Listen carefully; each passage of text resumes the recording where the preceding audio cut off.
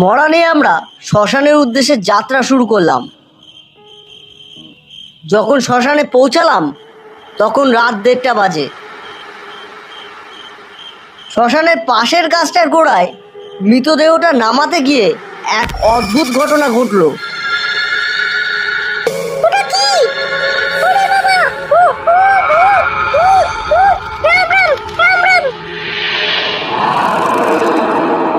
হঠাৎ গপুর চিৎকার শুনে আমরা সবাই ছুটে এলাম। এসে যা দেখলাম তাতে আমাদের গা শিউরে উঠল। হারুদার চায়ের দোকানে আমি, নেপাল আর বিশু বসে আছি। এমন সময় গপু এসে বলল,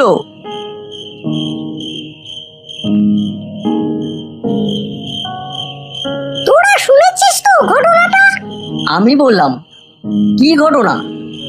গপু বলল, নেপাল খুড়ো মারা গেছে। মারা গেছে? কি করে মারা গেল? অনেকদিন ধরে বাড়িতে অশান্তি চলছিল।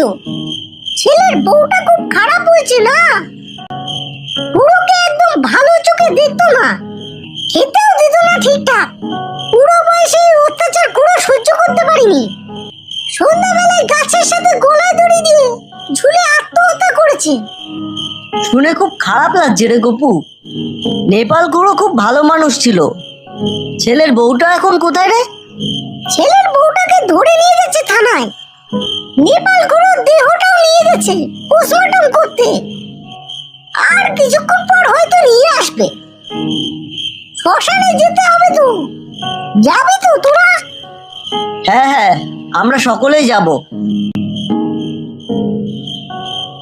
হারুদা বলল, আজকালকার মেয়েরা বড্ড খারাপ হয়ে গেছে। বুড়ো মানুষটার উপর এরকম অত্যাচার যে কি করে করতে পারলো। ছেলেটাও তেমনি, সেই যে বাড়ি ছেড়ে বিদেশে কাজে গেছে, বুড়ো বাপটার একটা খোঁজ পর্যন্ত নেয়নি। ছেলেটার আর কি দোষ বলো? ও তো বাইরে থাকে। ও তো জানতেও পারে না যে ওর বউ কিভাবে ওর বাবার উপর অত্যাচার করছে। হ্যাঁ, এইবার বউটা জেলে পচে মরবে। খুড়ো মরে গিয়ে বউটাকে উচিত শিক্ষা দিয়ে গেছে। একটু পরে কালুদা এলো। কালুদা এসে বলল, নেপাল খুড়োর মরাটা নিয়ে এসেছে, শ্মশানে যেতে হবে তো। আমি বললাম, কালুদা ঠিক আছে, আমরা বাড়ি গিয়ে গুছিয়ে আসছি। কালুদা বলল, ঠিক আছে, যা, তাড়াতাড়ি আসবি। এই বলে আমরা বাড়ির দিকে রওনা দিলাম।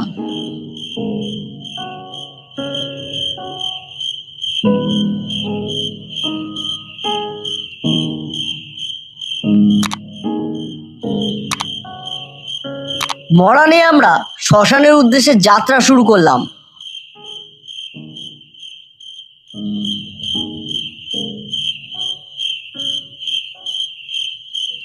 যখন শ্মশানে পৌঁছালাম তখন রাত 1:30 বাজে। শ্মশানের পাশের গাছটার গোড়ায় মৃতদেহটা নামাতে গিয়ে এক অদ্ভুত ঘটনা ঘটলো। তা দেখে আমরা সবাই অবাক। বাঁশের মাথায় মরা নেই। এ কি অবাক কাণ্ড! মরা গেল কোথায়?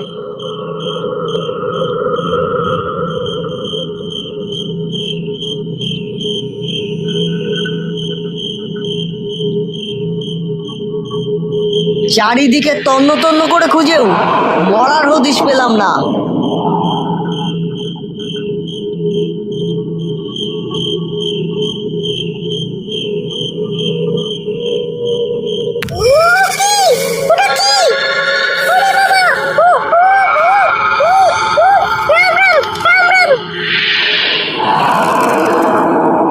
হঠাৎ গপুর চিৎকার শুনে আমরা সবাই ছুটে এলাম। এসে যা দেখলাম তাতে আমাদের গা শিউরে উঠল। নিজের চোখকে আমার বিশ্বাস হচ্ছিল না। আম গাছটার ডালে নেপাল খুড়ো বসে আছে,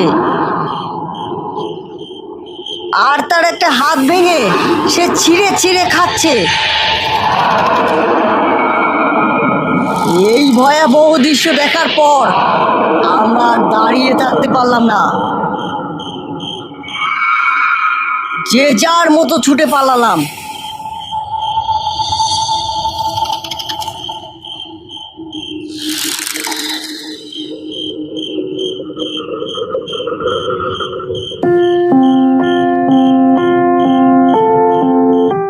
বন্ধুরা, আজকের গল্পটি কেমন লাগলো আমাদের কমেন্ট করে জানাবেন।